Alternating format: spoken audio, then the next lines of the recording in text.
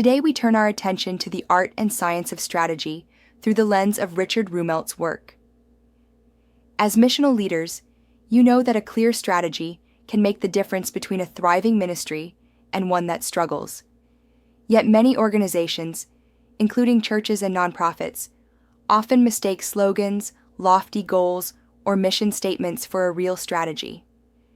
In our session today, we will unpack Rumelt's core ideas from good strategy, bad strategy, and the crux, and then apply them in a strategic retrospective of the past decade of decisions in your own organizations. The goal is to sharpen your strategic thought leadership skills by learning to diagnose bad strategy and formulate good strategy, all while keeping our missional context and theological stewardship in view. Let's begin with an introduction to Rumelt's core ideas. Richard Rumelt, a renowned strategist and UCLA professor, observed that what often passes for strategy in organizations is little more than wishful thinking or a jumble of incoherent programs. He argues that leaders become truly effective strategists when they focus on challenges rather than mere ambitions, pinpointing the crux of their pivotal challenge and taking coherent action to overcome it. In other words, strategy is fundamentally about identifying and overcoming the critical obstacles standing in the way of progress. This perspective is a perfect fit for missional leadership. Our work is driven by a higher calling, but to be effective stewards of that calling, we must clearly discern the real challenges in our context and devise wise responses. Rumelt's classic book, Good Strategy or Bad Strategy, highlights a harsh reality. Too many leaders say they have a strategy when they actually do not. Instead of providing a genuine guiding plan, they often present what Rumelt calls bad strategy. Bad strategy is not just an occasional misstep. Rumelt suggests it has become rampant. He distilled the hallmarks of bad strategy into 4 key points: failure to face the challenge, mistaking goals for strategy, bad strategic objectives, and fluff. Let's break those down in plain terms, because recognizing these pitfalls is the first step in our retrospective analysis. Fluff and buzzwords. Bad strategy often comes with what Rumelt labels fluff, a form of superficial abstraction that masks an absence of actual insight. Fluff is the use of grandiose language, empty slogans, or trendy buzzwords to create the illusion of high-level thinking. For example, a church plan might declare, "Our strategy is to facilitate kingdom-centric missional synergy across all platforms." That sounds impressive, but if you strip away the buzzwords, does it actually say anything concrete? Rumelt gives a corporate example of a bank proclaiming its fundamental strategy is customer-centric intermediation, which, when translated, just means being a bank. In ministries, fluff can creep in as spiritual platitudes or jargon that feel inspiring but provide no guidance. Ask yourself, have you encountered vision statements or strategic plans in your organization that were full of noble language yet left you thinking, so, what exactly are we going to do? Failure to define the core problem. Another hallmark of bad strategy is failing to clearly define the challenge or problem that the strategy is supposed to address. A strategy, by definition, is a way through a difficulty or obstacle. If we don't pinpoint the obstacle, we can't evaluate or improve our approach. In a ministry context, this might mean avoiding the hard questions.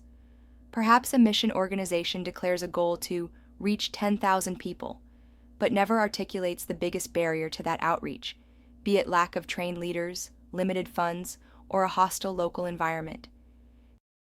Rumelt warns that if you fail to identify and analyze the obstacles you face, then what you have is not a strategy at all. Instead, you have a stretch goal or a list of things you wish would happen. Good strategy requires an honest diagnosis of reality, but bad strategy often glosses over real problems. Sometimes this failure comes from denial or wishful thinking. Sure, our donations are down, but let's assume everything will work out if we stay positive. And sometimes from leadership not wanting to deliver bad news. In our strategic retrospective, a key skill will be to ask, did we identify the real central challenge, or did we paper over it with optimistic talk? Mistaking goals for strategy. This is a very common pitfall. Many bad strategies are just statements of desired outcomes, not plans for how to get there. For instance, a church might say, "Our strategy is to grow our attendance by 50% next year." But that's not a strategy, that's a goal. Simply declaring, "We will succeed," does not tell you how you will succeed. Rumelt puts it bluntly, saying, "We want to win," is not a strategy. In his analysis, he found that bad strategy often covers up its failure to guide by embracing the language of broad goals, ambition, vision, and values. Of course, having goals, vision, and values is important, especially in faith-driven work, but those alone are not a substitute for a real strategy.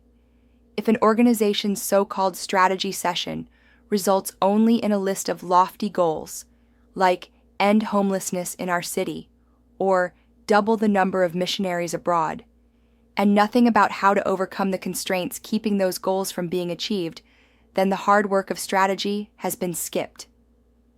In your own context, think back. Were there times in the past decade when you or your leaders set big goals and assumed that was the strategy? It's an easy trap to fall into because setting goals feels bold and visionary. But as Rumelt reminds us, ambitions without a plan are grossly insufficient when facing actual challenges.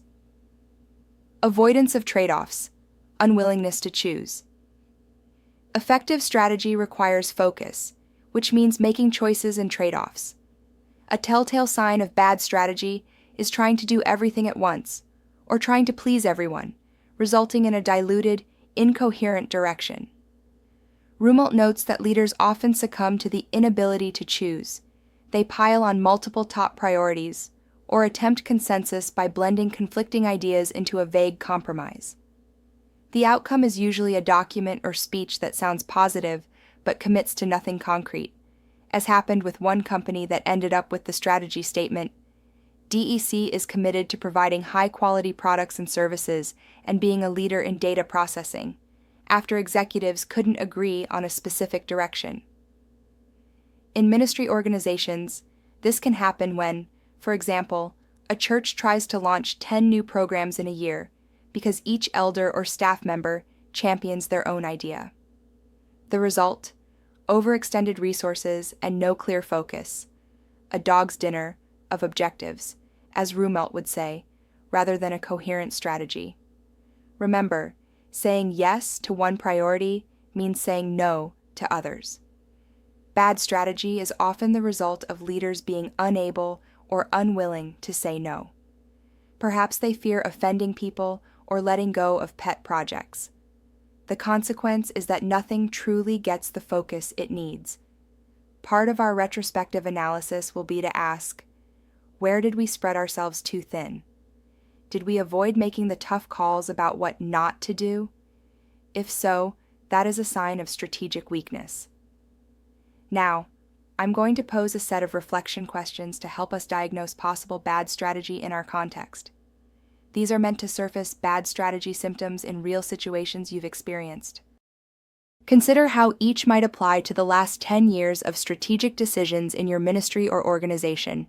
I will pause briefly after each question. Feel free to jot down notes. 1. Fluff check. Did any of our strategic plans or vision statements rely on lofty jargon or buzzwords without real substance?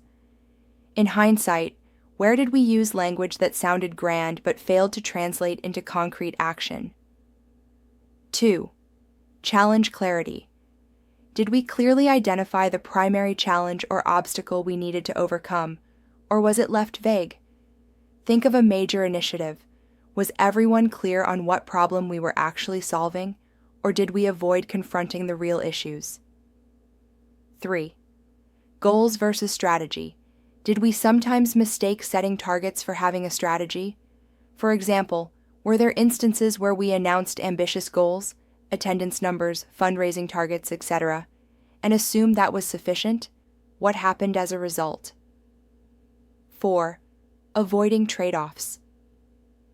Where did we try to pursue too many objectives at once instead of focusing on a few critical ones? Can we identify moments when leadership refused to say no to certain initiatives, and did that lack of focus hurt our effectiveness? 5. Unrealistic or irrelevant objectives. Did we have strategic objectives that, looking back, were impractical or didn't address the real challenges? Were there pet projects that consumed energy but weren't truly aligned to our core mission or strategy? By reflecting on these questions, you may start to recognize patterns. Perhaps you recalled a strategic plan document that was full of inspirational phrases but never tackled the budget shortfall or volunteer burnout plaguing your ministry. Or maybe you remembered how, a few years ago, your organization set 5 big strategic goals and tried to pursue all of them at once, and as a result, none were accomplished with excellence. These realizations aren't meant to assign blame. They're meant to help us learn. Even very capable, faith-driven leaders can fall into the trap of bad strategy, especially when optimism and vision outrun analysis and execution. Now that we've thoroughly examined what not to do, let's turn to what good strategy looks like. Rumelt's answer, in Good Strategy, Bad Strategy, is that good strategy is not a dense 100-page planning document or a collection of buzzwords. Good strategy is often surprisingly simple. Not simplistic, but simple in the sense of focusing on the essence of the challenge and how to overcome it. Rumelt often notes that a good strategy, when explained, sounds obvious in retrospect. That's because a good strategy cuts through the noise to highlight the 1 or 2 critical issues that need attention and then channels resources and action toward them. It doesn't try to cover everything. It hones in on the pivot point that will make the biggest difference. In Good Strategy, Bad Strategy, Rumelt introduces the idea of a strategy kernel, the core of any good strategy, which has 3 parts. 1. A diagnosis, a clear-headed, often insightful definition of the primary challenge or obstacle being faced. The diagnosis simplifies the complexity of reality, identifying the most significant factors that need to be addressed. For example, a missions organization might diagnose that their donations are plateauing, not simply due to donor fatigue, but because a new law limits fundraising events. Identifying that real issue is the diagnosis. A good diagnosis doesn't list every problem. It hones in on the critical issue, or a few issues, that will anchor the strategy. 2. A guiding policy, an overall approach or guiding principle for dealing with the challenge.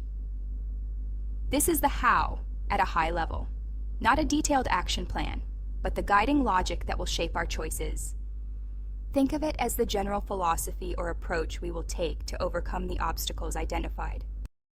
For instance, if the diagnosis is that a church isn't engaging young adults, a guiding policy might be prioritize authentic relationships over programs.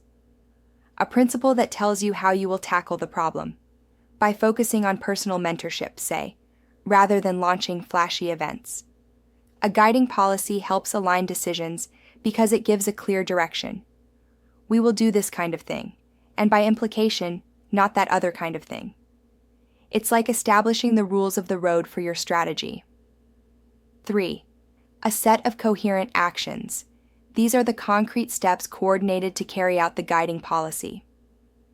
Think of coherent actions as a short list of initiatives or moves that work together, not in isolation.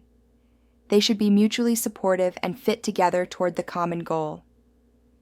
If the guiding policy is about prioritizing authentic relationships with young adults, then coherent actions might include training a team of young adult mentors, reallocating budget from large events to small group gatherings, and partnering young adults with older mentors in the church. Each action is distinct, but they all align with the guiding policy and with each other. There's no random or extraneous activity, nothing that conflicts or pulls resources away in a different direction.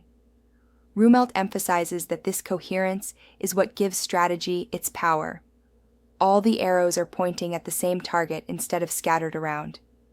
When a strategy has these 3 elements aligned, a shrewd diagnosis, a guiding policy, and coherent actions, you have the basic recipe for a good strategy. But Rumelt doesn't stop there. In the Crux, his more recent work, he puts additional emphasis on pinpointing the most critical issue, which he calls the crux. Good strategy zeroes in on the crux of the situation. The crux is the most important part of a challenge that can realistically be addressed. In other words, out of all the issues you could worry about, it's the one issue that you must resolve and that you can resolve to make the biggest leap forward. Finding the crux requires careful analysis and sometimes creativity. Rumelt explains that strategists must resist the temptation to tackle everything at once. Instead, they prioritize ruthlessly and focus resources on that high-leverage problem whose solution will yield the greatest impact. Rumelt often cites how successful companies or leaders find the one choke point or leverage point in a situation. As strategists and missional leaders, when we face complex challenges, declining membership, cultural resistance, limited finances, we should ask, what is the crux of this challenge? If we could solve just one thing, what would unlock the most progress? Good strategy directs your force at that crux. Another hallmark of good strategy is simplicity and clarity. A good strategy is typically expressed in plain language and simple concepts, precisely because the hard work of thinking has boiled the situation down to its essence. There's no need for jargon when you truly understand the problem and your approach to solving it. In fact, if you find you cannot explain your strategy clearly to a colleague or volunteer, it might be a sign that you haven't fully worked it out. Simplicity also means avoiding unnecessary complexity. Crucially, good strategy also involves alignment of resources and actions with the strategy. This is the idea of leverage and concentration. Rumelt observes that good strategy brings relative strength to bear against relative weakness. In practice, that means you marshal your best resources and focus them where they will have the greatest effect. Instead of spreading efforts evenly across everything, you concentrate force at the critical point. To sum up the characteristics of good strategy in Rumelt's terms, it starts with a clear-eyed diagnosis of the challenge, formulates a guiding policy to address that challenge, and implements coherent actions in line with that policy. It focuses on the crux of the matter, the pivotal obstacle or opportunity, and leverages the organization's strengths to overcome that crux. And throughout, it maintains simplicity and clarity, so that the strategy can be understood, communicated, and implemented by the people it affects. There's an elegant coherence to a good strategy. All the pieces fit together, and everyone knows what the few important things are. Next, consider some reflection questions to evaluate a strategy from the perspective of good strategy principles. Think again of a significant initiative your organization undertook, or one you know well. Use these questions to see if it bore the marks of a good strategy, as we've defined it. 1. Diagnosis, defining the challenge. Did we identify a clear, specific challenge that the strategy was designed to overcome? What was the core problem or opportunity we were addressing, in simple terms? 2. Guiding policy. Overall approach. Was there an overall guiding approach or principle that shaped our actions? Could we articulate our way of dealing with this challenge in a sentence or two? For example, we decided to reach out through personal relationships instead of big events, could be a guiding policy. 3. Coherent actions, coordinated steps. What were the main actions or initiatives we undertook, and did they form a coherent pattern? In other words, did all our major efforts align with each other and with the guiding policy, reinforcing one another? Or were some actions off in their own direction? 4. Focus on the crux. Did our strategy concentrate on the most critical issue, the crux, that needed to be addressed? Or were we spending significant energy on secondary issues while the biggest obstacle remained unsolved? How did we decide what not to do? And did we agree on the one or two things that mattered most? 5. Leveraging strengths. In executing the strategy, did we leverage our unique strengths and resources effectively? For instance, did we allocate our best people, budget, or partnerships to the area of greatest impact? How did we bring our relative strength to bear against the problem's point of weakness? 6. Simplicity and clarity. Was our strategy easy to understand and communicate? If a new team member or volunteer joined, could we explain the essence of our strategy to them in a few sentences? Clarity is a good test of whether we had a solid strategy or just a lot of complicated ideas. Now let's step back and synthesize the value of Rummelt's framework specifically for faith-based and missional leadership, and how strategic clarity ties into our theological understanding of stewardship. First, and most fundamentally, clarity in strategy is a form of theological stewardship. God has entrusted us with certain resources, people, money, time, opportunities to serve, and expects us to manage them wisely for His mission. When we operate without a strategy, or with a bad strategy full of fluff or wishful thinking, we risk squandering those entrusted resources. Second, Rummelt's framework helps ensure organizational alignment with our mission and values. In a church or mission agency, culture is powerful. If you implement a strategy that is at odds with your organization's core values, it will likely fail.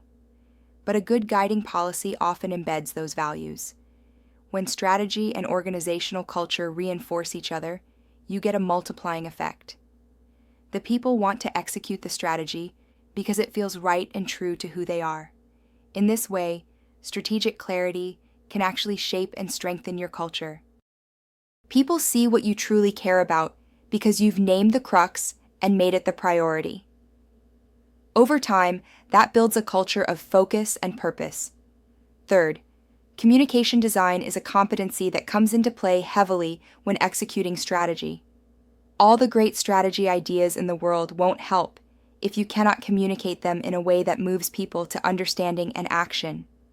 Rummelt's insistence on simplicity and using a logical narrative, diagnosis, guiding policy, actions, provides a built-in communication outline. As leaders, you can design how you communicate strategy by telling the story in that sequence.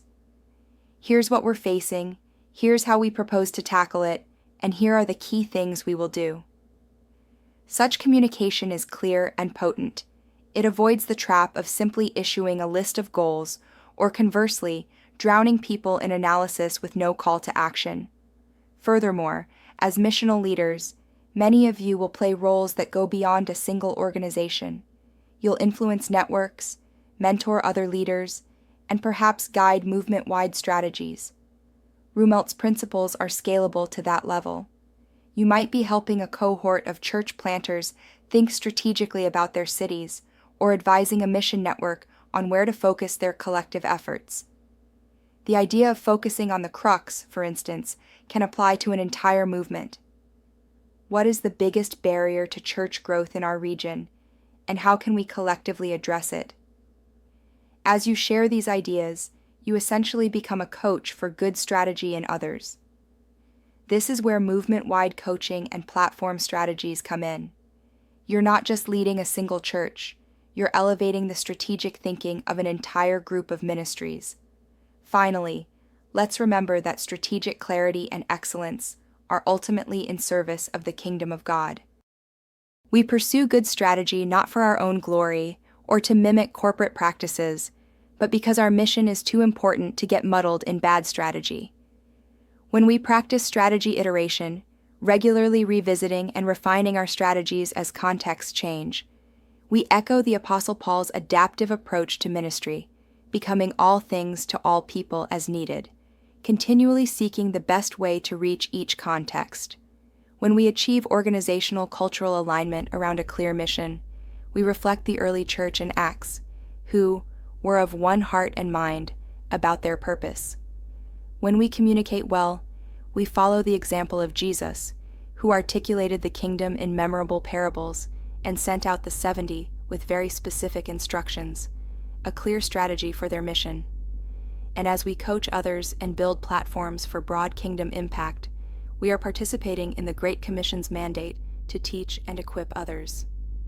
In short, strategic thought leadership, as illuminated by Rumelt, helps us steward the movement God has entrusted to us with wisdom and courage.